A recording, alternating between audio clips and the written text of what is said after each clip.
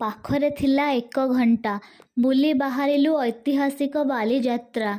କଟକ ଆରମ୍ଭରୁ ହିଁ ଲାଗିଯାଇଥିଲା ବାଲିଯାତ୍ରାର ଭିଡ଼।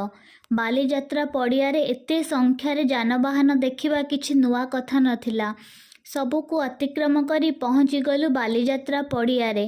ଭାବିଲୁ ପ୍ରଥମେ ଦେଖି ଦେଖି ଯିବୁ, ରିଟର୍ଣ୍ଣ କରିଲା ବେଳେ ଯାହା ପାଇବୁ କିଣିବୁ। ଯେହେତୁ ପାଖରେ ଅଛି ମାତ୍ର 1 ଘଣ୍ଟା, ସେଇ ଭିତରେ ଭୁବନେଶ୍ୱରକୁ ରିଟର୍ଣ୍ଣ କରିବାର ବି ଅଛି। ବାଲିଯାତ୍ରାରେ 5 ଟଙ୍କାରେ ବି ଜିନିଷ ମିଳୁଥିଲା। ଆଶ୍ଚର୍ଯ୍ୟ ଲାଗିଲା କି ଏବେ ବି 5 ଟଙ୍କିଆ ଜିନିଷ ମିଳୁଛି। ବାଲିଯାତ୍ରାରେ ମାଛ, କୁକୁଡ଼ା, ଗାଈ, ଘୁଷୁରୀ ଏହିସବୁ ପ୍ରାଣୀଙ୍କୁ ଦେଖିବାକୁ ମିଳୁଥିଲା। ତା ସହିତ ଓଡ଼ିଶାର କଳା ସଂସ୍କୃତି ସବୁକିଛି ଦେଖିବାକୁ ମିଳୁଥିଲା।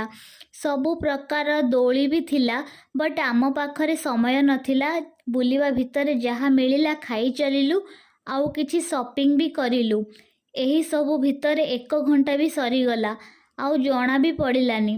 1 ଘଣ୍ଟା ଭିତରେ ଆମେ ସାୟଦ 20% ହିଁ କଭର୍ କରିପାରିଲୁ। ଫେରିବାକୁ ଇଚ୍ଛା ହେଉନଥିଲା, ବାଧ୍ୟ ହେଇକି ଆମକୁ ଯିବାକୁ ପଡ଼ିଲା। ବହୁତ କିଛି କିଣିବାର ଆଶା ବି ରଖିଥିଲୁ, ବଟ୍ ଟାଇମ୍ ଅଭାବରୁ ସେଟା ହେଇପାରିଲାନି।